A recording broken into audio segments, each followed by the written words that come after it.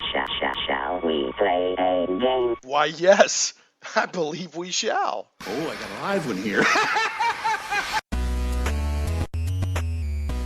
Getting geeky in Little Rock, it's Shane Plays Geek Talk, a journey into the things we love. I'm your host, Shane Stacks. Thanks so much for joining, whether you're listening on 1011 FM, theanswer.com. If you're listening at 1 p.m. on Saturday, June 29th, then thanks so much for tuning in by radio. Or if you're listening by podcast or YouTube or on Krypton Radio or any of the many other ways this show goes out, I'm just glad to have you because I enjoy all mediums, both mediums, I should say, radio and podcast. Now, today is going to be a little different for Shane Plays. We're actually going to have a classy show, and that never happens. But today we have two special guests. You can hear one of them chuckling maniacally even as we speak. We have two special guests all the way from Great Britain, United Kingdom, Southampton, England. Go ahead and say it, guys. What's the joke? You just got here and... Oh, we just flew in, our arms are dreadfully tired. Our boy are our arms tired. Yeah, so... Well, I don't think it's unfair. He got to fly. I had to swim. Oh, did you? Well, hey, if you're not going that's why... In levitation for beginners, this is not my issue, Morrus. That is why I'm dripping wet and dropping water all over Shane's carpet. I thought that was just revenge for when I showed up at your door last time when we were recording, and you're like, Shane, you know this was supposed to be over Skype. So, yeah, by the way, thanks again for allowing me to be part. This is, of course, Morrus, a.k.a. Russ, and Peter Coffey of... I'm not going to say Ian World podcast. It's Morris's unofficial tabletop RPG talk, right? Yes. You actually know the name of our podcast better than Peter does. That is associated with Morrus Fishes. That's a good name. Morrus Fishes, yeah. Morris's unofficial tabletop RPG talk. That podcast. That podcast. Yes. It's only taken me 54 weeks, but I'm pretty sure I can say it. Finally got it. And so they have joined me this week, and that podcast is of course associated with Ian World, Ian Publishing. I don't know how officially they're a public, but it's say Morrus is affiliated, if you will, with all of them. And then the site is still Ian World, but it's also Morris's unofficial tabletop RPG news. How does that go, Morrus? Yeah. I'm probably going to add a third title as well, just to really confuse people. It's not really complicated or long enough. You should just put... I like comma Esquire. Mm-hmm. How's that go? That works for me. Yeah, comma Esquire. Okay. And we're going to be talking today mainly about an exciting, just a darn exciting new project and Kickstarter from Ian World Publishing called A Touch More Class, which is 9 new 5th edition classes. The Kickstarter funded in like 4 minutes, something ridiculous. It was interesting to listen to you guys speculate on your podcast what the first day would be like because you were recording before the Kickstarter actually started, but I believe it exceeded even your higher projections. So congratulations. I can't remember what we guessed now. Peter guessed 15. I guess 1500. I guess 1500. Yeah. You guessed 1501. I guessed 1501. Mike guessed 12. Was it 12,000? And smash 16,000. Yeah, you're at in US dollars. You're currently at $40,288 of a $1,274 goal, and you still got 26 days to go. So I want to point. We'll talk more about this later in the show, but one thing I want to point out to listeners: if you've never backed a Kickstarter from Morrus before, it's a little bit different. Everything's already done. It's just the Kickstarter is basically for printing cost and fulfillment and that sort of thing. So the minute that it's over with, it's it's ready to start printing and going out. But I'll let Morrus and Peter talk more about that later in the show. And a question that they often get is, where's all the stretch goals? And it's like, well, this is a little bit different. You know, it's more about like, here's the product. Here's the ways that you can get the product. So it's very effective. But it's a little bit less of a, you know, I don't continually coax people into, oh, here, you know, it's a different, well, as long as I brought it up, how would you describe it, Morrus? So I don't make sure to misrepresent your Kickstarter since I've already brought it up. You did all right. Yeah. So, basically, the promise I make is anything on the Kickstarter, I have ready to go. So if it's on there, if it's a reward, if it's a stretch goal, if it's anything, you can see it on that page. It exists. Like, for example, viewers at home, the listeners at home can't see this, but I'm holding up. I can see actual copies of A Touch of Class and A Touch More Class right now. Yeah. So they're big lads, aren't they? Yeah. Actually, Touch of Class is quite a bit thicker. Yep. It's like 100 pages instead of 70, but it feels like more to me. Yeah, that's definitely the classiest thing you've ever done, Russ. It is very, very classy. I'm pretty sure if I remember right. Yeah, there you go. Dun-dun. Yes. Just so you know, when it comes to Morris's Unofficial Tabletop RPG Talk podcast, I am # Team Peter for the horrible puns. So thank you, Peter. Thank you. Thank you so much. And every time, I'll just get my coat, shall I? All right. Every time that Morrus there's a drinking game. Every time that you make a bad pun, Morrus ends up slamming a little bit of Pepto-Bismol, and I just type # Peter somewhere, Team Peter. So yeah, I backed the hardcover Masterclass Codex is what I backed, which combines A Touch More Class and A Touch of Class into one. That's our choice. It is the educated man's backing of choice. Well, I would say, having backed that myself. Yes. Well, there you go. Yeah. So, well, yes, Peter. That's another reason. All the cool kids doing it. Yeah. # Team Peter. That's the way to do it. I also want to mention that. Team Shane. Yeah, I love it. Yes, that's right. Yeah, let's have a love fest. I'm always up for flattery. Well, yes. Okay, so another thing I want to mention is Mike Myler, who is no stranger to this show. I think he's been on about 4 times now, talking about Mist of Akuma. We've also had him on Ian World. I think there's a weekly feature where Mike builds a mythical or fictional character into a D&D 5. We had him on recently to talk people. I think we did Genghis Khan. Yeah, we did Genghis Khan, and I think there was one other character we discussed. So Mike Myler is also, I think he was pretty instrumental to this. I think to this project. So want to give him a nod. I actually have a cardboard cutout of Mike right here, but it's invisible. So it's a new one of those transparent cardboard cutouts. Yes. But yeah, I wanted to give Mike a shout out for that. And also, mention it was so funny at the end of the last podcast that you guys did for your own podcast.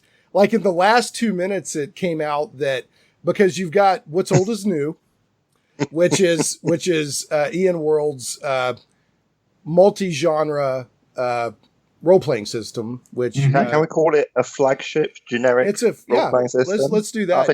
It's great. Yeah, we've actually way back in the hinterlands of the past, we've got a full show out there where, in fact, I think the first time that Russ and I talked was we were doing a podcast about wine. So so long ago. Yeah, it was where you made me play that game. Yes, but. You mean that game? That game. That game. Well, we may do a variant on that game today. Really? Your favorite game, Russ. we may do a variant on that game. So you got Wine, which was Old as New, which there's Old OLD, which is your fantasy rules for that, and then you've got New NEW, and it's like N period E period W period, which is your sci-fi futuristic. And then you have Now, which is your modern cinematic martial arts, whatever, espionage kind of thing.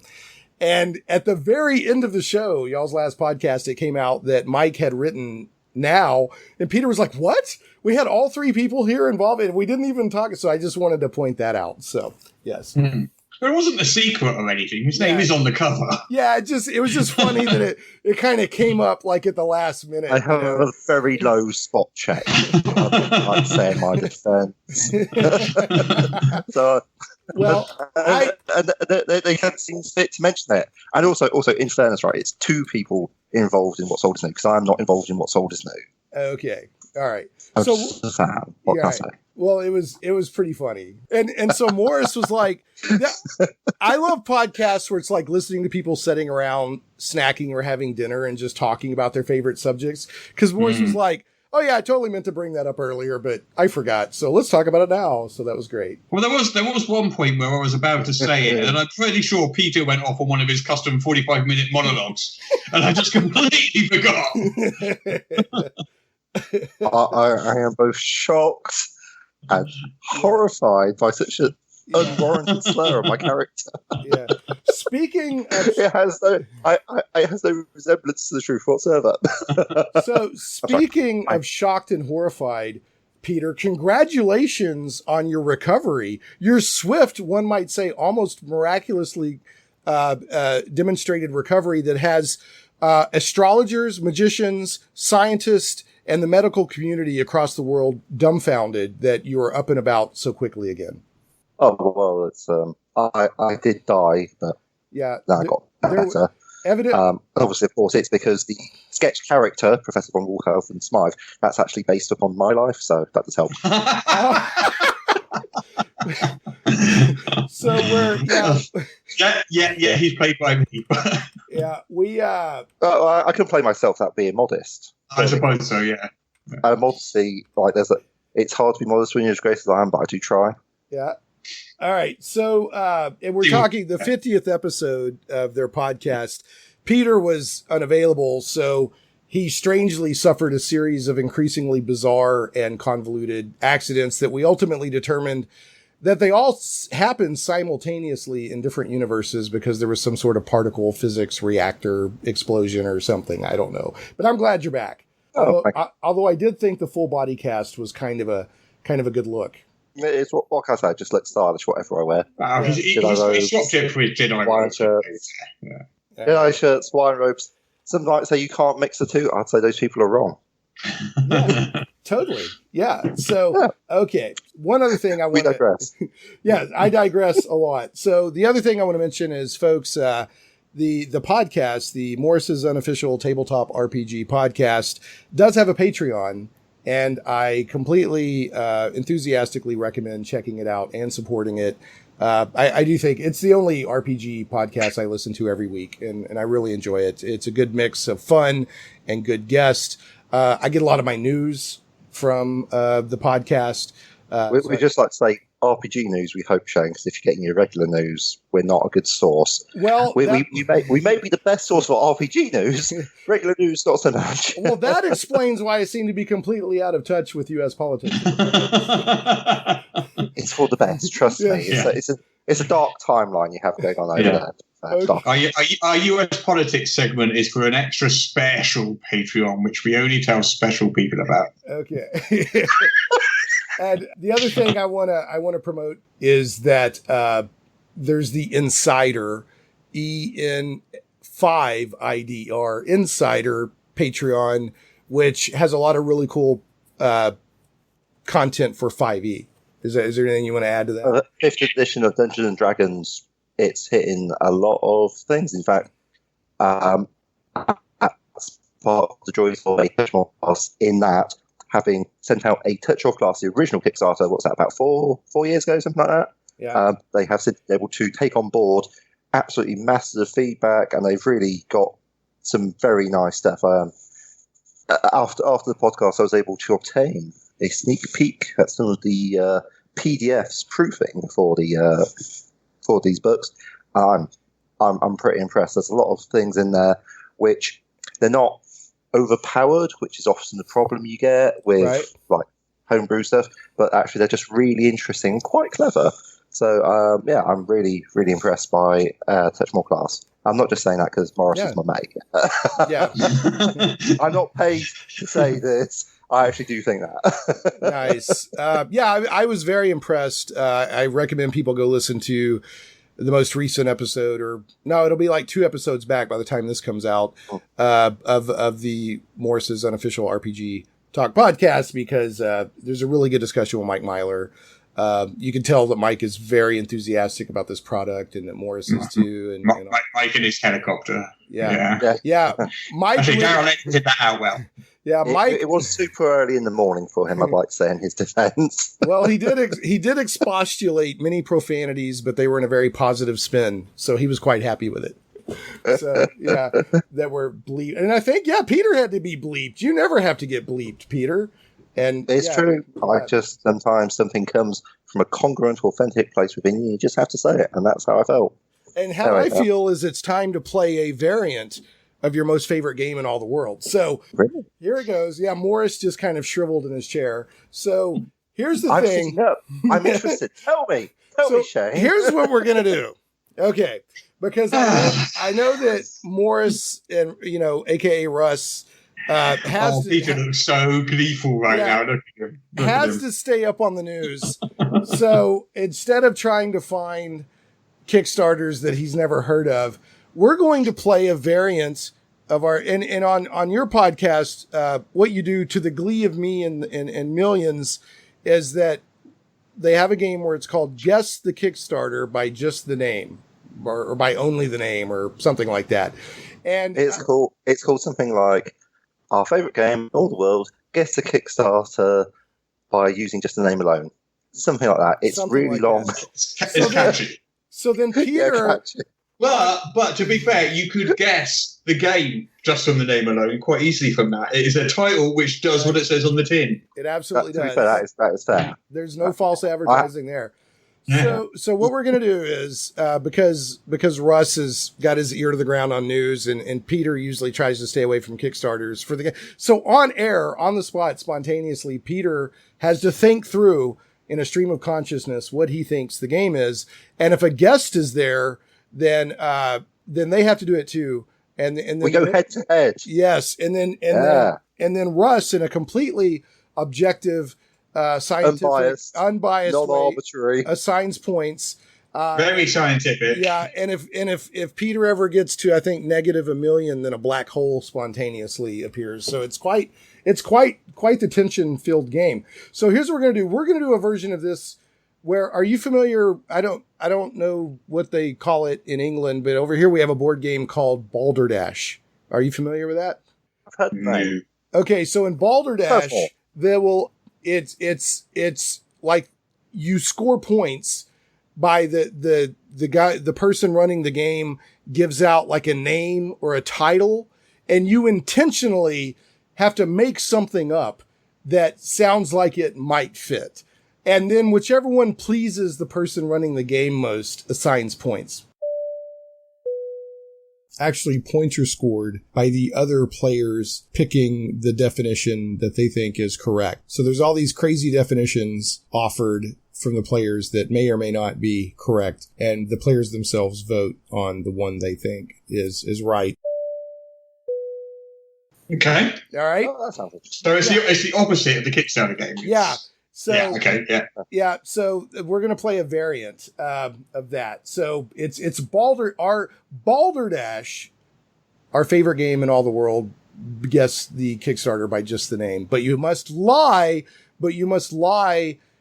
in a very pleasing and amusing manner, an entertaining manner. Wow. All right. So pleased. Are you ready? No, I can't wait. I was born ready. Okay. And I'm going to randomly decide who has to go first. I'm sure I've got a dice up here somewhere, or a die, or whatever you say. Yep, here's a 6-sider. So okay, so seven or more. I go first. 1 to 6. Peter. Yes. Okay. It'll be so. I'm going to give you a minute or two to ruminate. The name of the Kickstarter is The Advanced. The Advanced. The Advanced. ADVANCED. I'll give you some time to think about that. Yeah. And I'm going to roll. So even will be Russ. Odd will be Peter. That is a 6. So Russ, you can go first at your leisure. I'll give you a second to think. I do like the way you just told me that Peter was odd, though. I've got to agree. Well, the dice said it. I didn't. I dispute it, but can't argue with the evidence of my senses. What can I say? Oh, pip. Chin up. What, Rod? Right, the advanced, huh? The advanced. The advanced. Hold up, you can see him thinking. All right, okay. This is a game of people who are repeatedly short on cash every month. And so they have to go to their employer and they have to ask for an advance on their wages. And those who succeed in getting the advance gain experience points, which gets them the ability to get bigger and bigger advances. Okay, I have to admit, now I'm not scoring yet. I got to wait and hear Peter, but that's pretty strong out the gate. That is pretty strong out the gate. That's pretty strong out the gate. Peter, yeah, beat that, Peter. Yeah. Beat that. Peter Coffey, what's your take on the advanced? Yeah, Peter, what's your take? Mm-hmm. Well, if I was playing Guess the Kickstarter and you told me it was the advanced, then I would probably assume that it was some sort of storytelling game, probably using Power by the Apocalypse in order to get the most of the narrative-driven nature of it, because what it's all about is it's a game of metahumans, nay, even transhumanism, where you are playing people who are so far beyond the regular Homo sapiens, like, Homo futurus, if you will, that you're like exploring this brave new world that you're living in. And that would be my guess. That's it. If you were but obviously, that's not as funny. Yeah, if I was playing that game. That's what I would guess if I was playing that game as well, too. Okay, so do you want to, is that also going to be your Balderdash answer? Yeah, go for it. Okay, so I've got to give that to Russ because he actually elicited a laugh out loud that I couldn't stop. So that was quite good. But that would have been a good answer for our favorite game in all the world, because first of all, you're playing the odds. If you say 5e or Powered by the Apocalypse, you're hitting about 98.67% of Kickstarters. Or Savage Worlds is the last one. Or Savage Worlds. Yeah, hope soon it'll be one. Hasn't come out. We've never had a Savage Worlds Kickstarter. You must have done. No. Really? We have. Yeah. Because I really love Savage Worlds. Well, I thought they kickstarted second edition or whatever the new edition was. I can't remember. Yeah, but we didn't do that in the game because it was called Savage Worlds Adventure Edition. Right, yeah. Really obvious what it is. Yeah, and my guess would have been 30 minutes of me squeeing, and then it's like, is it the next edition of Savage Worlds? Oh, exciting! Yeah, it must be pointed out. I'm sorry. Yeah, it's Savage Worlds. Oh, really? So it must be pointed out that if the title will give Peter even a remote chance at all of scoring points, then Morrus won't utilize it. It has to be something that just makes him flail. Okay, so if you can't see it at home, but Peter's actually covering his mouth because he took a drink of something and it looked like he was trying to keep from spitting it out. And the Advanced is a complete adaptable tabletop RPG system featuring the war system, allowing the creation of weapons, armors, and spells through a streamlined point-buy system on the fly. And it looks like it kind of looks like Mad Max with higher technology and magic. So, and it says the current book as a PDF is already available on DriveThruRPG, because of course DriveThruRPG, but I guess this is for having it printed, in other ways. So there you go. And I'm going to assign, let's see, I think I cackled for about 3 seconds. So I'll multiply that by 10. So I'll give 30 points to Russ. And then because I'm Team Peter, I'll give you 7 points, Peter, for thinking it through, because I always enjoy listening to you try to think it through. But that doesn't mean negative points couldn't come. We'll do one more. Do it. Yeah, we'll do one more, and then we will. And then okay, where did it go? You're in your own time. Don't worry. Yeah, in your own. Yeah, don't worry about our time, Shane. Yeah, so it's fine. Yeah, we're here. Yeah. Yeah, I lost my search stuff when, and this one. All haste. Let's see. This one is just rife with comedic potential. Marvelous. And I'm gonna let you go first, Peter, since Russ said it. Okay, Adrift in the Dark. Adrift in the Dark. You know what? That's a really evocative title for me because that makes me think of some sort of shipwreck sort of thing where you're like on an ocean of endless night. So the classic metaphor for the ocean of endless night is in fact deep space. So it's presumably some sort of horror-themed game, maybe in the vein of 10 Candles, where there's been some sort of dreadful accident and you're role-playing through like the survivors of a catastrophic spaceship disaster and what you're doing and how you're attempting to avert your near inevitable end. I mean, that's just what occurs to me from the name. So, if we could somehow convert amazingly unexpected tangents to a source of energy, it would all be solved. Yeah, it would all be solved. I'd be there, mate. I'd be there. Like maybe hooking up to a generator. Russ, what is your guess? All right. Well, it's not Adrift in the Dark. It's a drift in the dark. And the drift in question is a snowdrift. And because it's dark, you don't know which snowdrift is yellow snow and which one is not. You're in. So it's a game of eating snow in the dark from a snowdrift and hoping you don't get the one that is in fact yellow snow. Well, points wise, let me just say that you're in the right area. So was that two? Okay. Anyway, two off the nose, two on the nose.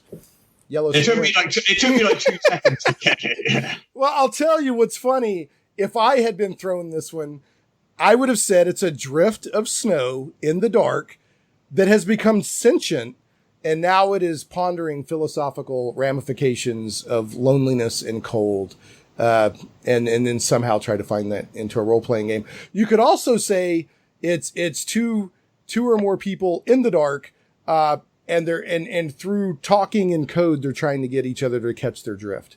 So there's so many ways you could go with this. But yeah, I'm going to have to give that again to Peter, Morrus, just for the balderdash of it. I will assign you let's see. I wonder what the average amount of snowdrifts in Sweden is on the solstice. Oh, I know that, 17.2. Okay, so we'll multiply. That's one of those 10. bits of trivia I'm just happy to know. I'm assuming that's the winter solstice rather than summer solstice. No, summer solstice, because this has to make it's balderdash. It's balderdash. So he's 0. I will give you 172 more points on top of your 30. So that gives you 202 points. And just to make things right with the universe, although I did like your thinking, Peter, I always love your thought process. There wasn't a whole lot of balderdash, so I'm going to assign you. What did you get before? How many points? 7. I'm going to assign you negative 1,000,006 points. Oh, okay, it's one of my best scores today. Yeah. Well, wait a minute. No, we can't go to a negative million. So a negative million plus 7 would be negative 900 and whatever. 993. We know how to count. Yeah. Whatever's 1 point away from causing the black hole. So thank you both. Yay. Thank you both. Yay. All right. And what it actually is Adrift in the Dark is a 5th edition one-shot duet. 5e one-shot duet adventure and duet game for the world's most popular tabletop RPG. And Irid is a world trapped in a cycle of recurring calamity known as the Everthrows. Once every decade, literal waves of devastating natural disasters accompanied by hordes of vicious otherworldly creatures, etc. And there's it does have a ship and lightning on the cover. So it's either it's like an old galley and lightning. So it's either a heavy metal band cover or it's a 5e adventure, one of the two. And actually, I didn't realize that was a Canadian Kickstarter that had already ended. I didn't realize that when I picked the name out. So I was looking for names with good balderdash potential. Okay, guys, we're about. Yeah, exactly. All right. We're about to get to talk about a touch more class, but in coming up with a topic for today's show, to tie into class, Now, I could just go with the old standby, what's your favorite class? But I know you guys are like, okay, we're done with those kind of questions. That gets kind of old. So I'm totally not done. You're not done with that? Okay. Oh, absolutely. Fighter. I'm a big, well, some of it depends on the edition, but I'm a fighter thief kind of guy. Actually, I like fighter thief magic user if I can pull My it off. favourite class was always English lit, to be honest. But Dun. Yeah. Hashtag Team Morrus. I'm so funny.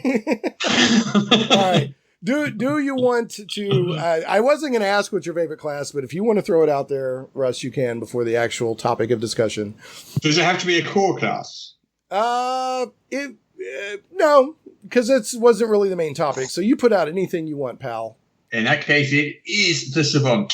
The Savant from a Touch More class. From a Touch More class. Yes. Yeah, nice marketing. That is Thank you very much. Yes, very nice. Yeah, which we will get to. I'm here all night. Yeah, I'm here all night. If you had to choose a core class, would you throw something out? I would probably go with either the Wizard or the Ranger. Wizard. All right. And a 5e Ranger, of course, keeps getting reworked and people talk about it. I haven't played one, so I don't know what the deal is. Yeah, I mean, when you talk about class, I kind of like think about all of the iterations of the Ranger over the years. Though. Right. Just habitually, it has tended to be one of my favorite classes. But yeah, if you want to go 5e, I'm not so fond. So yeah, I go Wizard. Well, evidently the Unearthed Arcana version of the Ranger for 5e is good, or I don't know. I want to know how many people watched the Dungeons & Dragons in cartoon and then chose Ranger and were like, where the heck is my lightning bow? Yeah, so...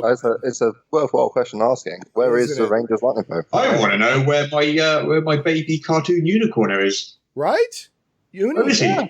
Did you know that came from evidently they had a goat on like the TSR ranch or something like that. I don't know. But Gary Gygax, this is true. I'm not balderdashing. Although this is the kind of thing you would say in Balderdash. It's like, where did you Gary Gygax super glued a horn onto its head. Well, there was a goat or a lamb or something. I think it was a goat. Horn. Yeah. It was actually an ice cream cone. It was an ice cream cone, yes. It was, poor beast was very distressed. Yeah. It was very sad. Yep, it was until the ice cream trickled down into its mouth, and then it. Yeah. So I'll cheer it up, but in our case, brain freeze in the meantime. Yeah, exactly. Yeah, literally, because it's right anyway. All right, so evidently there was a goat or something like that TSR owned or Gary owned or something, and like he loved it. It was a beloved something, and so he kind of worked it into the show as Uni. I don't know. You can look it up. Supposedly it's true. It did sound a lot more like a goat than a unicorn. Yeah, so I don't, of course, know what a unicorn sounds like. But, yeah, what are you talking about? All those unicorns you met. Of course. Yeah, that's clearly not the sound of a unicorn. That sounds. Yeah. I can tell you for a fact that is exactly what unicorns sound like. Totally. Apart from when they squawk. Yeah, they squawk a lot too. Yeah, 100%. And they teleport, except when it's bad for the riders and they need to create tension. They conveniently forget that they can teleport. So, okay. It's like, well, yeah, they can teleport, except when they're under pressure. It's like, I'm sure all the gentlemen in the audience are familiar with that thing where you're going, you're still at a urinal, then somebody comes and stands next to you, and then suddenly, what should be the most natural thing in the world? You just can't do it. You're like, no, it's not happening. I'm shy. So in the writers, in the show Bible... Interesting information to know about you, Peter. Thanks. It's just the best. So I read thinking into that. In the show Bible for the writers, they basically said when the pucker factor exceeds a certain level, then Uni can't teleport. Okay, I got it. Yeah. All right. So here's the actual roundtable discussion that we will do very quickly and then move into a touch more class Kickstarter. Keeping in with the class theme, one thing I've noticed recently is that there are a lot of projects and Kickstarters that are using 5th edition for genres that are wildly different than fantasy. Mm-hmm. I've noticed that lately, and if I was prepared at all, I would have a couple at hand to mention, but they're out there. And I'm like... It's for Genesis, there you go. What's that? Esper Genesis. Yeah, there you go. There's one. 5e science fiction. There you go. And I know that there was like a 5e. A Cthulhu conversion? Yeah. As well. And then there was like grunge punk or something. There was all these different stuff that's come up. Cthulhu punk and snow punk and art punk and so here's Art punk is that was a different game though. That was like that Norwegian one. Yeah. Or Swedish, sorry. Yeah. Yeah. Art punk is that was one of your recent Kickstarters y'all talked about. And I was like, what the heck is that? But so my question is because when I play 5e, when I've read the rules, when I've looked at the engine, it has never struck me as like, I can't wait to adapt this to cyberpunk, for one of a better thing. Now, I'm not saying it's a bad engine or a bad system. I mean, I enjoy 5e. It's a quick playing system, but it has a little bit of crunch to it, but it's quick playing. But it's satisfying. I think the advantage disadvantage mechanic is and it smells nice. And it smells nice. It dresses nice. It keeps its manners. It has impeccable table manners. It has impeccable table manners and taste. Neatly trimmed fingernails. That's always very important. Yes. It's the game that my mom always wants me to play. Right? She's like, when's that nice 5e coming over again? Mm-hmm. But anyway. So I've never thought... Instead you keep on bringing Powered by the Apocalypse over. Yeah, exactly. And she's like... just a bit bohemian, aren't they, Shane? She's like that. She says that wine game is right out. Every time you play wine, she says you get into trouble. But I would like to say... The designer of that one's a complete jerk. So. Yeah. Well, I would like to say, and please pass my compliments, we played Spirits of Manhattan, the Ghost Breakers wine module on Free RPG Day. And that was a ton of fun. So I've played the Judge Dredd, which is powered by wine, and I've played this Ghostbreakers Spirits of Manhattan. And both times it's been a lot of fun. Which is totally not Ghostbusters. Not at all. No. Not even. No, not at all. No. Not in no way Ghostbusters. I do love that the Ghostmobile is a converted Pope Mobile. That's the best thing in the world. So, but I've never thought of 5e as sort of an open, this will fit any genre. So do you guys see it that way? Or do you think people are just like, 5e is so massive, ridiculously popular, we're just going to slap 5e on it and to make sales? I mean, like, and I know that's kind of a cynical way of putting it. I don't mean it quite that way, but like, do you think people are like, there's so many people playing 5e, we have a better chance of our product getting played if we put it on 5e? Or do you think these designers are like, man, do you know what the fun part about this question is? What? I knew what your question was about 7 or 8 minutes ago when you started it. Oh, did I? Okay. Well, I'm hashtag Team Peter. I am hashtag Team Peter after all. It's the listeners, Russ. See, you're a designer. It's for the listeners. So what do you guys think?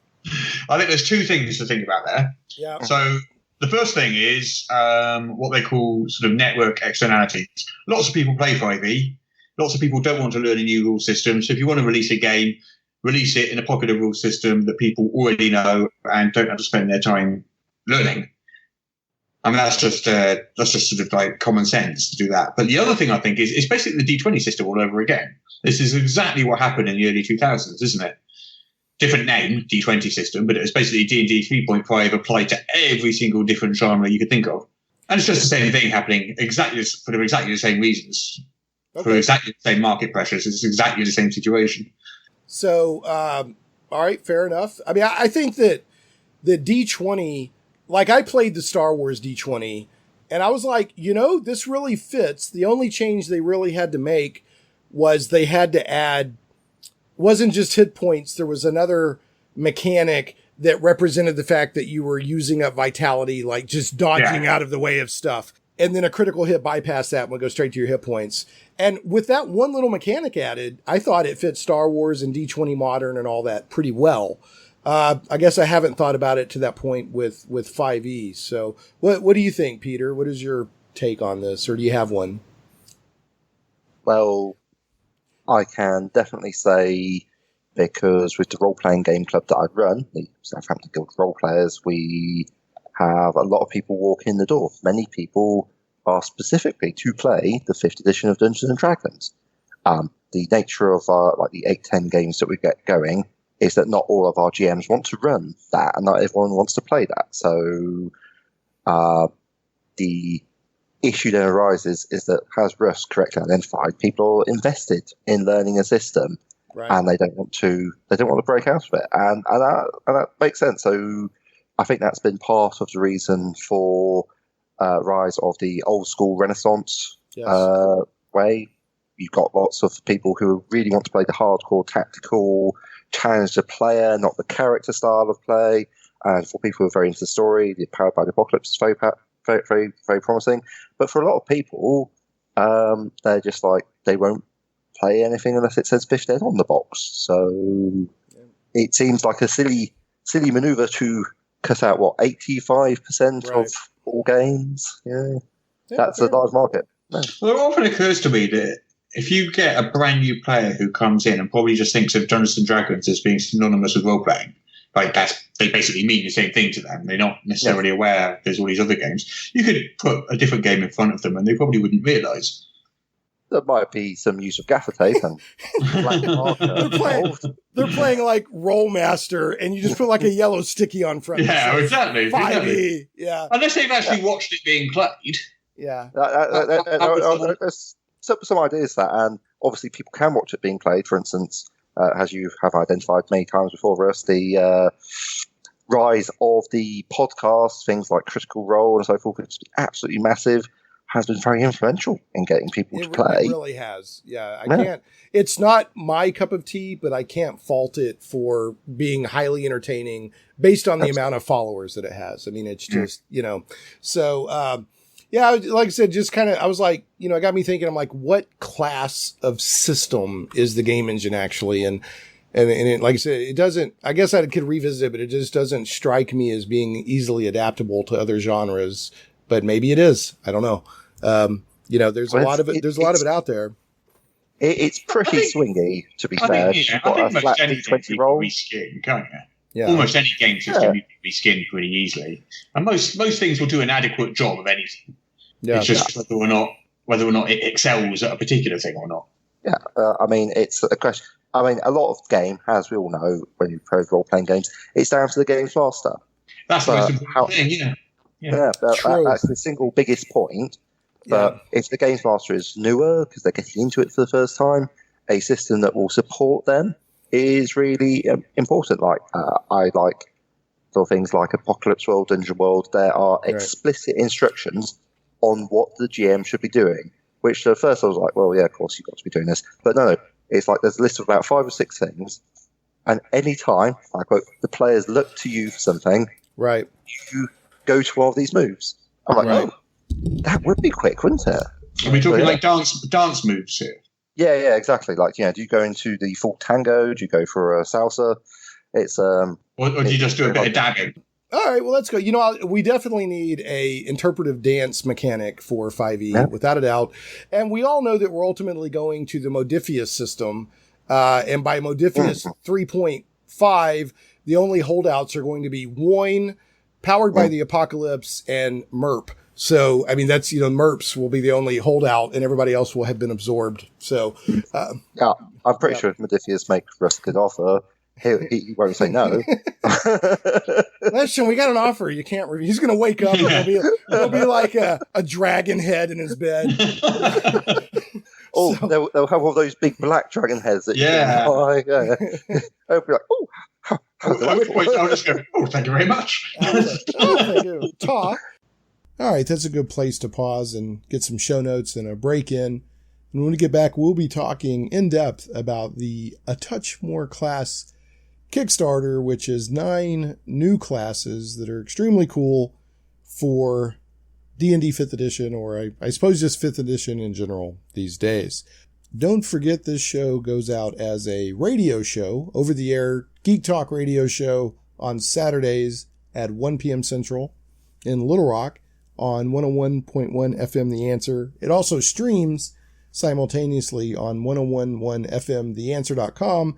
And I know people listen to the live stream because last week, I guess it was down, and a couple of listeners proactively reached out and told me about that. So, and evidently that's fixed. So that's good. I've also had people as far away as Argentina comment on the show. So that's also extremely cool. Last week's show is out there as a podcast. That was episode 188. And we had Transformers comics artist and Hasbro toy designer Robbie Musso and Angry Mike Tennell on, geeking out about various things. And we were also doing the annual Little Rock Comic Con pre-show, which today is a pre-recorded show because I'm at Little Rock Comic Con in Benton, Arkansas, if all went well in the timey-wimey stuff. So if you're listening on Saturday, get on out to the Benton Event Center in Benton, Arkansas. It's the same parking lot as the Tinseltown. And it's right next to there's a hotel there. I can't remember the name of it. But anyway, a lot of fun, a lot of vendors, some cool guests. Go check it out. This show as a podcast goes out on the blog at shaneplays.com. That's ShanePlays.com. If you're listening to the podcast version or on Krypton Radio or on YouTube or anything like that, then the show notes for today's show are up at shaneplays.com. So the podcast goes out on shaneplays.com, iTunes, Google Play Music, Stitcher, Podbean, SoundCloud, YouTube, and more. And last but never least, Shane Plays Geek Talk is also carried on Krypton Radio. Krypton Radio is sci-fi for your Wi-Fi. KryptonRadio.com. Don't forget about the new Dungeons and Desktops, The History of Computer Role-Playing Games, 2nd edition. It's the book that Professor Matt Barton, my friend Matt Barton of Matt Chat fame, was kind enough to let me write along and be a co-author on updating his really important book to 2nd edition. It's got 200 pages of extra content, updated information, revisions to existing information. It's got additions from the last 10 years of computer role-playing games when the first edition was written, and there's all new color screenshots. It's really a nice book. We've been pleased to have several 5-star reviews on Amazon. Word of mouth is good. It's got a foreword from Chris Avallone. It's got blurbs from Brian Fargo and Richard Garriott. And it's just really, really pleased about this book. So you can check that out at Amazon.com. There'll also be a link in the show notes. It's Dungeons and Desktops, The History of Computer Role-Playing Games, 2nd edition, I should say. Did I say 2nd edition? 2nd edition? I don't know. Anyway, moving on. Also, Arkansas RPG Con registrations are now open. Head on over to arpgcon.com for Arkansas RPG Con 2019 on November 9th and 10th. This 2-day event's early bird badge is only $20, the same as last year's 1-day event badge. So get them before the price raises to $30 on July 1st. arpgcon.com. Are you a fan of thrilling adventure, daring suspense, and just a touch of romance? Cursova has you covered. Since 2016, Cursova has been publishing the very best in contemporary fantasy and science fiction, retro pulp, and for you D&D gamers, Appendix N style fiction. Based in Little Rock, you can pick up their flagship magazine locally at Michael Tierney's The Comic Book Store on Treasure Hill or Collector's Edition on JFK in North Little Rock. Swing by one of Michael's stores and pick up an issue or find them on Amazon. CIRSOVA. It starts with a C. CIRSOVA, Cursova Magazine. Check them out today.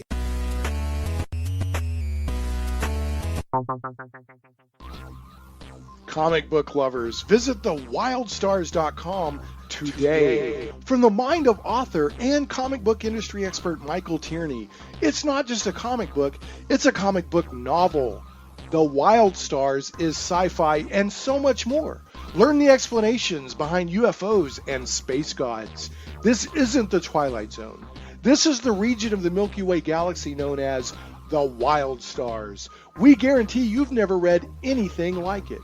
The complete comic book novel took 20 years to tell, with one reviewer noting, the story of the Wild Stars stretches ambitiously across space and time, from small-town murders to the destruction of planets, with every event given multiple layers of meaning. If you haven't read The Wild Stars, you're missing out. Visit thewildstars.com today. The die is cast. Plunge into worlds of fantastic adventure where dragons lie and the undead stalk the shades of your mind's imagines. Where creatures of legend plunder wealth through the horror of their passage. Monsters grim and foul hold the ecstasy of gold and the renown of glory. All this and more awaits you and your friends in the unlimited, fantastic world of the Castles and Crusades role-playing game from Trollord Games. Visit your friendly local game store or Trollord.com to get your copy today. A rules-light, adaptable game that has stood the test of time. 12 years in constant publication with no new additions. Castles and Crusades is the original, easy-to-play attribute check system. Join us and unleash your imagination. Visit your friendly local game store or Trollord.com to get your copy of Castles and Crusades today. Shane Plays Radio is blessed to have sponsors, and we appreciate them very much. However, did you know that you can also support the show as an individual for as little as $1 an episode? Simply go to patreon.com/Shane Plays. Hey, welcome back to Shane Plays Geek Talk, a journey into the things we love on 101.1 FM The Answer, and also by podcast on YouTube and Krypton Radio. Today I'm joined by Russ Morrissey of Ian World and Ian Publishing and Morris's Unofficial Tabletop RPG News, and his co-host Peter Coffey of the Morris's Unofficial RPG Talk podcast. Today we are talking about their new Kickstarter, A Touch More class, which is 9 new classes, which are very cool for D&D 5th edition, or I guess really 5th edition games in general. So let's return to that discussion. Okay, so completely speaking of A Touch of Class, or A Touch More class, Yes. which is the Kickstarter that prompted this show, or this show's topic. Do you guys need a break or anything? Do you want to grab a drink of water? Okay, cool. So Crack on. whichever one of you wants to charge into the fray, tell me a touch more about the A Touch More class Kickstarter. Peter's pointing at me. He's pointing at me. I think that means I was doing a thing against towards Shane for saying. Oh, I see. Touch more about the podcast. Yeah. Hashtag Team Shane. Yeah. Which Smooth. Yeah. Like It's very Captain good. Coffee. It's like ways go. It's very good. Yeah. which It's a shame we've ruined it so thoroughly. adds, I have completely ruined it. if things don't by get, admiring it, We're all professionals here. absolutely. if beautiful things don't get stomped into unusability, then it's not Shane Plays. So, I do want to point out this funded in 4 minutes. As of today's recording on June 23rd, there are 26 days to go, and I've actually watched the total creep up some since we've been talking. What does it say? Because I see it in pounds and you see it in dollars, I assume. What does it say in dollars? I see $40,477 US. That sounds better. It's £31,767 as I'm looking at it. Okay. Pounds. 777 backers. All right. So tell us about this bad mamma jamma of a Kickstarter. Okay, then. I'll do that.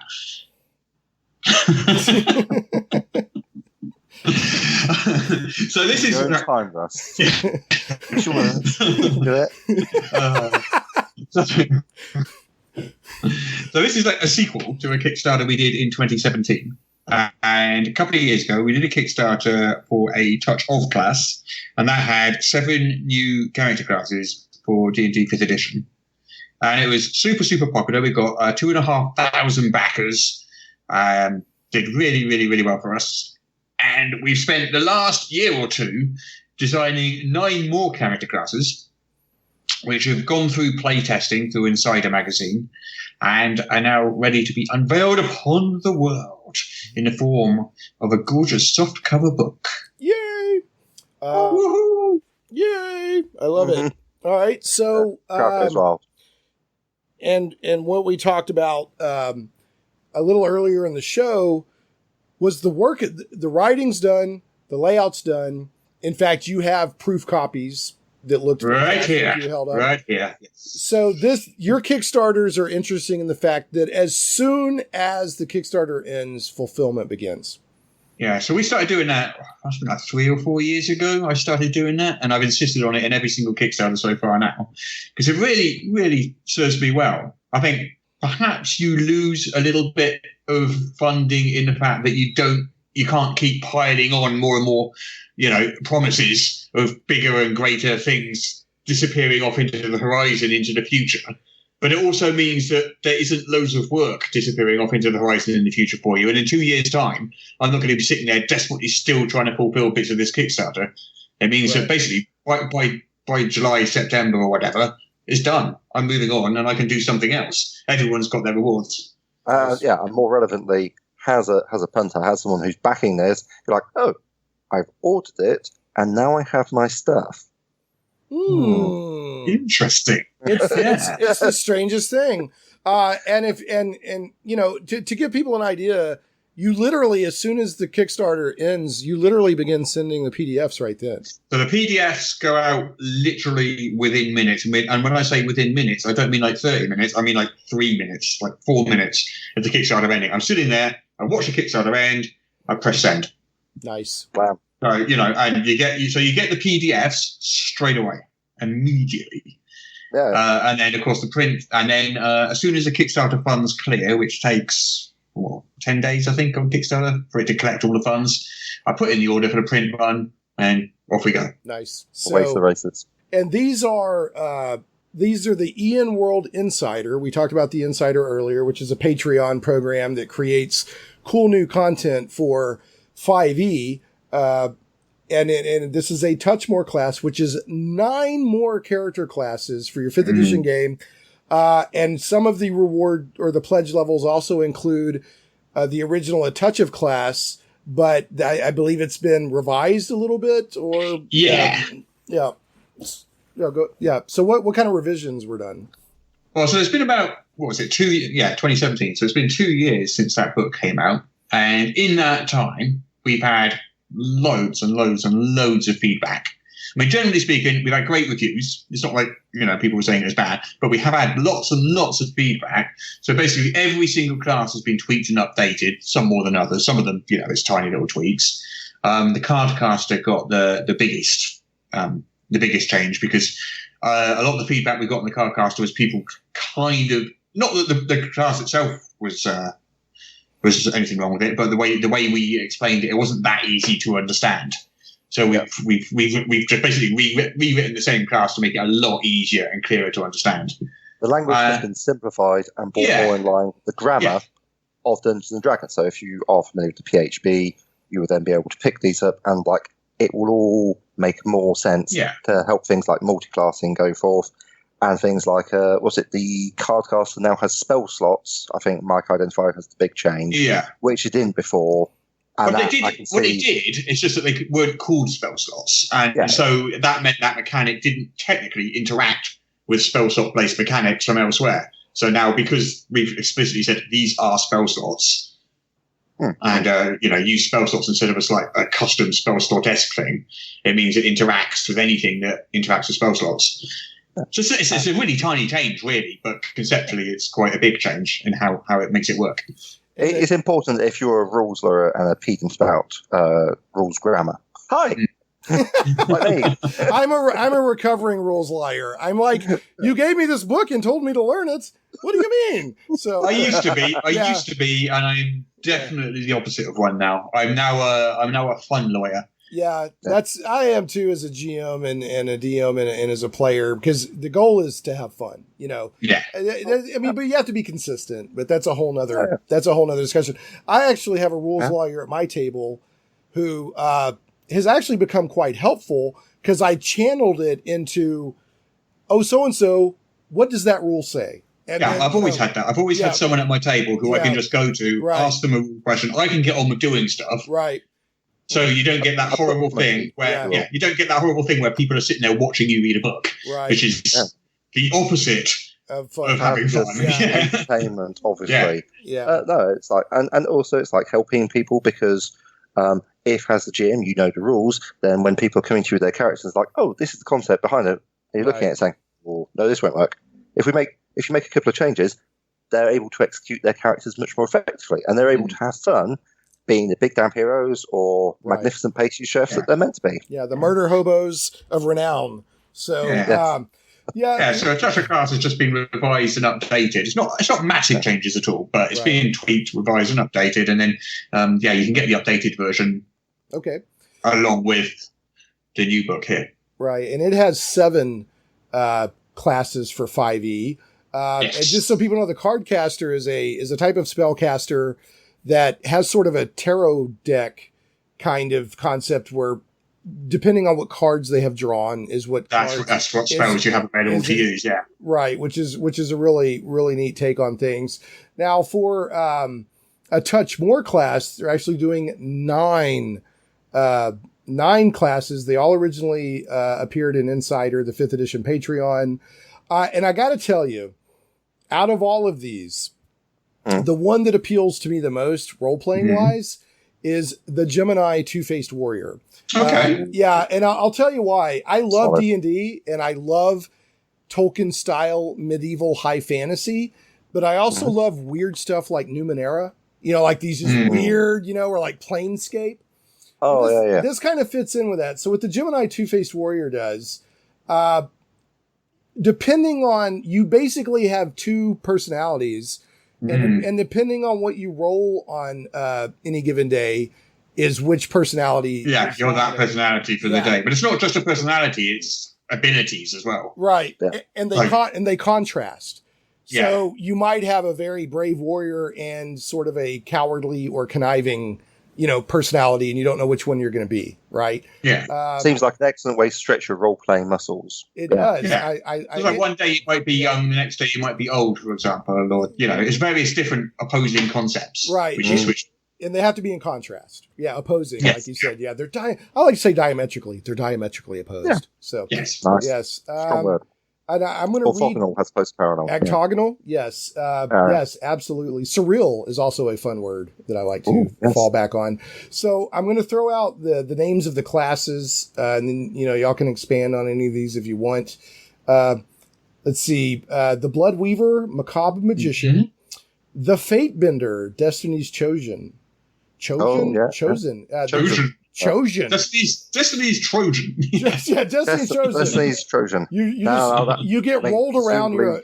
Damn it, we need to get those books back and get them reprinted. Destiny's Trojan is a much better name. You're a big wooden horse that gets rolled around on the wheels.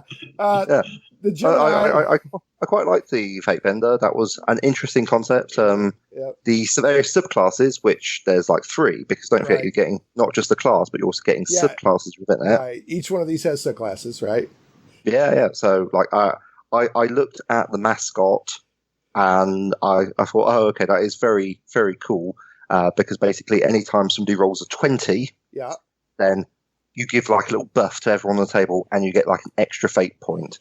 And that's not just you. It's like anytime anyone rolls a 20, GM rolls 20. Hooray! So when you give that little unexpected extra buff to everyone at the table, does everyone pretend that they don't smell it? It depends what you think a buff is, Shane. A buff. Okay, like a game mechanic. Okay. Yes, that's correct. All right. Yes. So we got... let's go back. Yeah, we'll do these one at a time. So the Blood Weaver, Macabre Magician, which has the subclasses of Bloodbinder, Crimson Witch, and Scarlet Reaper. Is there anything that you guys want to mention about that? It involves flaying open of their foes. I'll tell you that. Yeah, it's quite a dark class, I suppose. Yeah, you fueled it with your own health, essentially, your own blood. Yeah. It's got some things like you can, I don't know, make blood burst out of your fingernails to give you a slashing weapon with reach. I'm like, okay, that's so it's a little grim, but some people are into that sort of thing. And there's a variety of abilities. Like, I think the Warlock was very influential on a lot of these classes because there's sort of invocation style things that you can get. Right. And there's a lot of situational things. So there's a lot of 5th edition D&D design space which is being colonized by Touch of Class, which will give you ways to have characters that you otherwise wouldn't be able to have. Nice. Okay. And I want to mention I do believe all these have been play tested, so you're not just throwing chaos on people's tables, right? Oh yeah. They've been very, very play tested by, I think we've got nearly 2,000 2,000 patrons on Insider playing these things.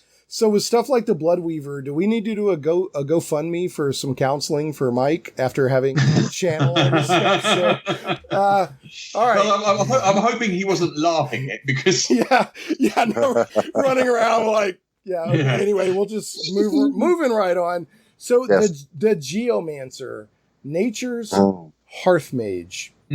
Yes. So this is kind of like if there's fire near you, you can cast fire spells. Or, your surroundings basically inform the types of stuff you can do. Yeah, nice. Like if you liked Avatar: The Last Airbender, well, that's what I was going to ask. Was it okay? Yeah, and you said, what if we could have something like Avatar: The Last Airbender, but we could also clomp round a full suit of chainmail with a two-handed weapon? Then this looks like a really strong class. I'm looking at. Is one of the feats a giant 6-armed flying white buffalo? Oh, wow, no, because Appa is super OP.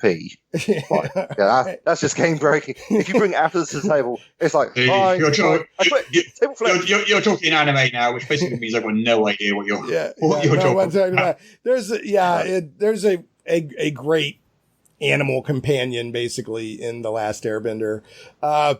It's an air bison or something. Yeah, it's a cross between the flying dragon from Neverending Story and a buffalo, basically. So, all right, so this is cool. The Gunfighter, Black Powder Desperado. Now, I do know that a few gunfighter variant classes are out there. What about this is cool? Like, what makes this one like this is the one that I want to play? Oh well, if I may leap in, the reason. I'll go with this one as opposed to, say, Matthew Mercer's gunfighter class. Right. It's his gunfighter class. It's actually a subclass of fighter, whereas this is its own. This is its own thing. So you can, from level 1, actually be playing the character you want to play. I think the fun thing with doing classes rather than subclasses, because one of the things you get asked a lot is, but in D&D you can basically come up with any concept as a subclass. You don't need new classes, and that is true. I mean, you can put a dress on a class and make it pretend to be another thing quite easily. But when you're actually designing a brand new class, you've got so much more design space to play with. Gotcha. You can have so many more sort of cool and interesting abilities. You can delve into that concept in such a more interesting way than just, slapping a dress on a class and saying, hey, that's a gunfighter. Okay. Yeah. I think I like the Maverick because they do their trick shots. And that sort of brings a little touch of the arcane trickster with the little bit of Misty Step. I'm a huge Archer fan, so I love Archers and adding just a little bit of extra on them. And this will sell a lot of people. Telling shots that leave enemies with catastrophic wounds. That'll get people right there. Yeah. So, all right, the Lodestar, Fractured Soul Given Form. So that one's kind of like it's got lodestones, which I suppose if you're familiar with, how do you pronounce this? With ion stones? Ion stones. Right. You're familiar with those from D&D? There's little stones that float around. Yeah. And then you can use those sort of spheres to sort of attack or defend or do different things. Oh, you're sort of basically going full Magneto, where he's like, you appear to me 3 golf-ball chunks of metal. Right. Nice. Yeah, I think of a lodestone as magnetic usually. So, but I do like the ion stones or whatever you call them. That I had a player use those to great effect, much to my consternation as a DM in my previous campaign. I always forgot he had those stupid things floating around him. So, okay, the monster. Now, if I remember right, Russ, you're excited about this one because you think that D&D needs this, like a true pet class. The Monster Tamer, Companion of Beasts. Yeah, I mean, there's different ways you can do pets in D&D. I mean, there's the Beastmaster, but again, this is a way of taking that concept and doing a full class with it and delving into it properly as its own thing. And this out of interest, this was originally called when it was in Insider. It was called the Mahout, which is like an elephant tamer. Elephant rider. But I actually prefer that name. But almost everyone was like, "How? What's that? I don't know what that is." And in the end, we changed it to Monster Tamer, which is a bit weird because it's the only D&D class that has 2 words in it. Word, but it's just I still prefer Mahout. I really do. But Monster Tamer was easier to understand. So Right. that's Yeah. the end. But, yeah, I mean, for me, I'd be like, where's my elephant? Yeah, and I guess Beastmaster is Right, yeah. Beastmaster probably is the best name for it, but that's already taken, so we couldn't Yeah. use that. Yeah, I mean, I totally want to play Mark Singer with a black tiger and a falcon and 2. What were those, ferrets? Did he have ferrets in the Beastmaster? Yeah, it was both ferrets. Yeah, I love that movie growing up, man. I still love it, to be honest. So, absolutely. yeah, Most definitely the whole flyer. yeah. So sad side note that tiger died, but very sad. Oh. Yeah, due to the paint they put on it, they didn't realize. Oh. Yeah, it's a very sad. I mean, they didn't mean to, obviously, but yeah. Okay. Licked it off it.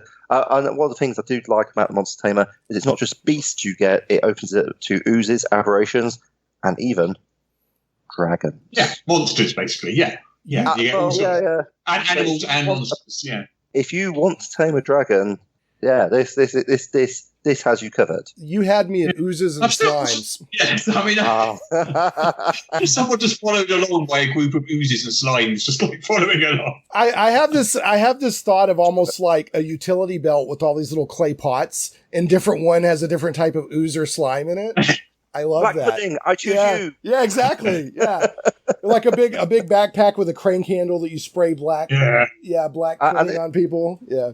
And we were talking earlier about the design, and this is like, again, just from my outside perspective, I do appreciate it's actually a constitution-based class rather than Dex or Int, Charisma. Yeah. Okay. Very nice. Yeah. Okay. So 2 more classes, and then we can wrap when you guys want. I imagine you'll want to talk about pledge levels. So the Savant, Mind Over Matter. Russ, you mentioned this earlier in the show. That's my favorite one. Yeah. So this looks like this almost looks like a pulp hero. This is Sherlock Holmes, basically. Yeah. Okay. So, Robert Downey Jr.'s Sherlock Holmes, not Basil Rathbone. Well, there's 3 of them. There's 3 of them. So you've got the adversary, which is probably the Robert Downey Jr. one. So he's able to get into a fight and he can work out the exact way to move and where to hit you and stuff like that. Not because he's so clever, basically, and he's working out the odds and the probabilities and the exact technique to use at any given time. Then you got the chirurgeon, which is, I guess, was Watson. Yeah, he was a medical doctor, wasn't he? Yeah. Yeah.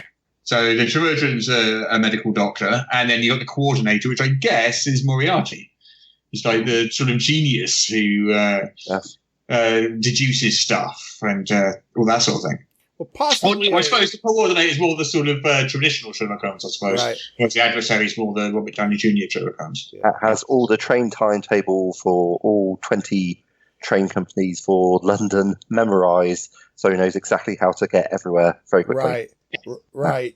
And then last we have the Tinkerer, Engineer of Wonder, which could be a steampunk Iron Man, but doesn't have to be. So Yeah, well, one of the subclasses is the Steam Knight, which is kind of like a steampunk Iron Man, I guess, yeah. And then you've got the Bombardier, which is able to throw bombs and stuff like that. And Bombardier. Bombardier. Right. Yeah. No, you got me that time. We got this thing about how Peter can't pronounce any words, so he jumps on anything I mispronounce. Yeah, no, I love that ongoing. What? It's Hey, Peter, what's the opposite of infinite? Is it finite? That's not what you used to say. Well, it can be finite as well. I really don't mind. Yeah. It can be finite, in it, or however. What is it in it? See, now I somewhat know how to say cheers now. Now I need to learn how to say comma in it. INNIT. In it. So one of these days. Okay, so tell us a little bit about the Tinkerer. It's sort of a steampunk inventor type of mad genius, or yeah, basically, yeah. Channeling that mad scientist vibe, like you can have giant robots walking along with you. Right. It's that seems strong. Yeah, you got bombardiers. Go ahead. I'm sorry. Go ahead. Oh no, please. You've got bombardiers, yeah. Bombardiers, mechanics, and steam knights, which steam knight is bombardiers, as we like to call them. Bombardiers. Yeah, pilot.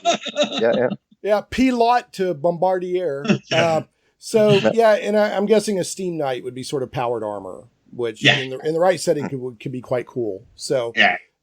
So is there any pledge levels or anything that you want to point out here before we wrap today's lovely discussion? Oh no, we have no pledge levels.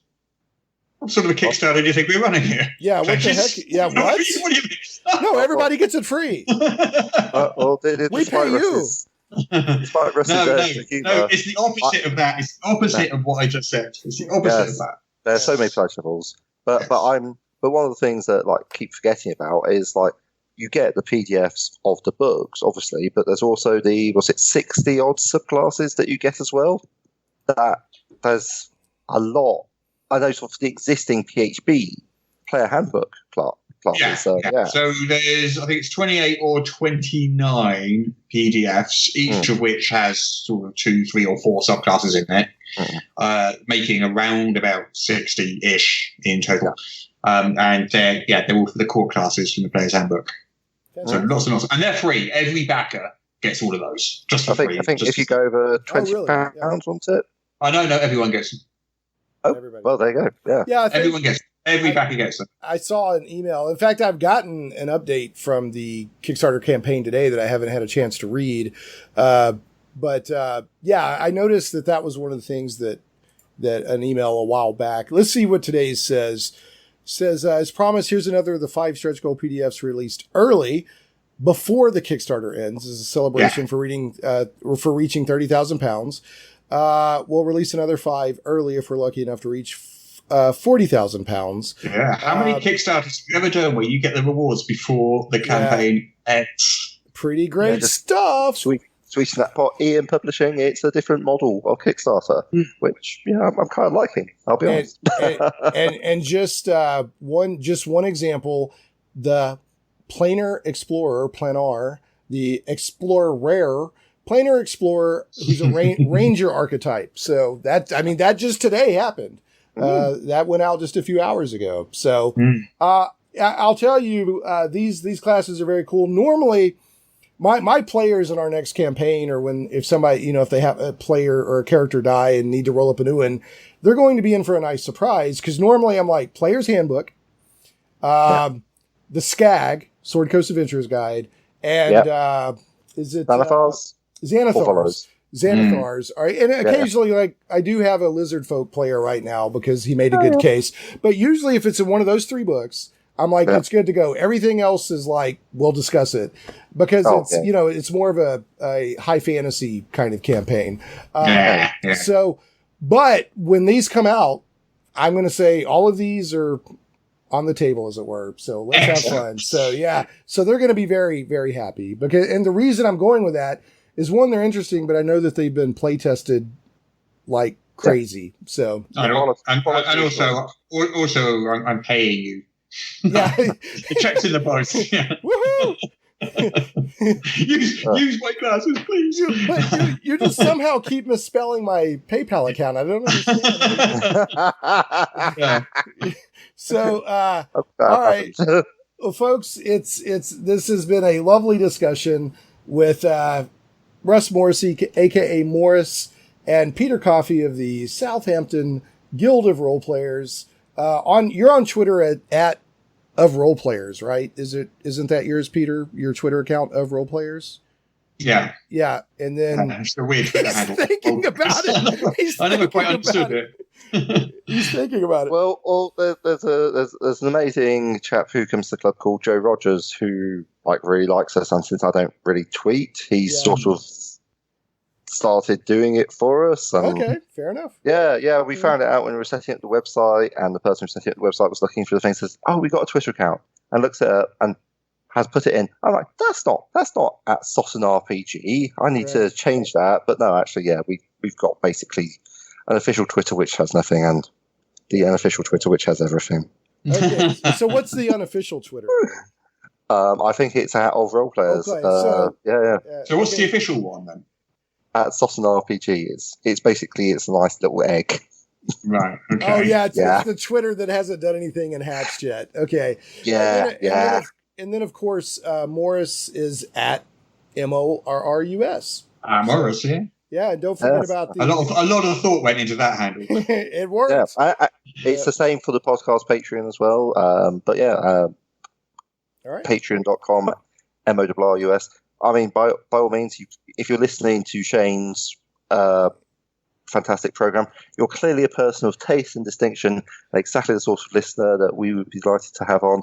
And if you've enjoyed the ramblings and the bizarre segues into whatever it is that we're talking about, and the 45-minute the blathering filibusters. So that reminds me, I needed to get, what is your PayPal account, Peter? I was going to get that before the show. So, is it of role players? That's the other guy, like I said. Okay. Any final thoughts before we wrap today's show? No, it's been absolutely fantastic. Thank you very much. You've been a very genial and kind host, Shane. Well, I've all snarkiness aside, I've been listening to you for over a year now, Peter, and I was glad to finally get to talk with you. So, and again, God, that's the first time you two met, isn't it? First time, yeah. Oh, I forget who's met who, because I know you've met Mike, and Peter's met Mike, and you both met me. Yeah. But you haven't actually. We sort of met on the 50th or 51st podcast, depending on how you slice the numbers. But, I was in no position to communicate. Yes, you were on the couch in a full body cast. Yeah. Well, I couldn't miss a podcast. That would be awful. But that was amazing the way you were able to communicate by blinking and sending me text. That was amazing. So, and again, congratulations on your miraculous and incredibly unexpected recovery, given what you went through. All right, so I always end the show with a bad joke of the week. And in honor of hashtag Team Peter on the Morris's unofficial tabletop RPG podcast, the Morris's podcast. Mark Morris's unofficial tabletop RPG talk podcast. Oh, which just remind me, Shane, just before you tell your joke, I did invent a new word. What's that? It's called plagiarism. Plagiarism. All right. Yeah. That's when you steal somebody's gears and play with them. So, exactly. Yeah. So, but anyway, so go listen. It's a ton of fun. But in the bad joke this week, I actually wrote this down when you unleashed this on the podcast, Peter, months ago. Did you hear about the magic tractor?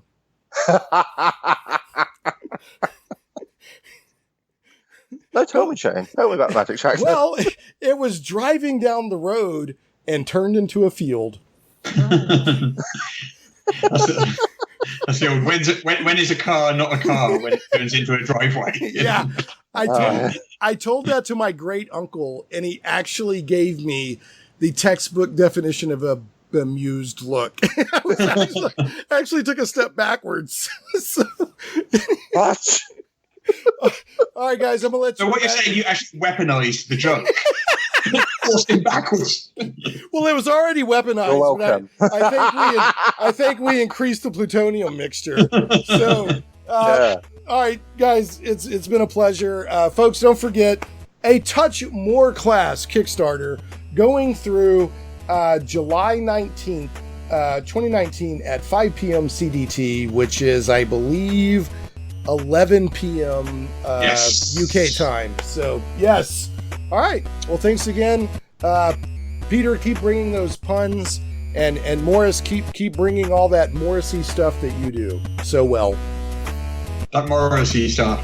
Yeah, all that Morrus stuff that you do so well. He prefers the term Morris-esque. Morris-esque stuff. Yeah. Because Morrissey is my actual surname.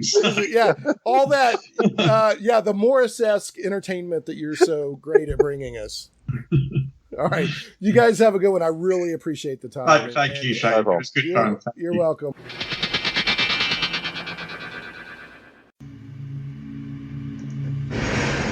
What is the secret of this enchanted book? What wonders are hidden within its pages? What magical spell does it cast on all who read it? What is the secret of the never-ending story? But that's impossible!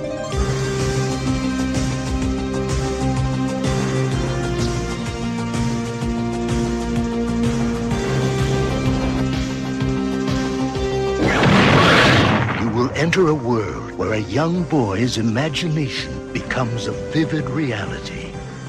The world of Atreyu and Artax, the Rockbiter, and a good and kind gnome. A world that is vast and eternal, treacherous and dazzling, unforgettable and free. For anyone who's ever made a wish, believed in a fantasy, or had a dream, this is the Neverending Story.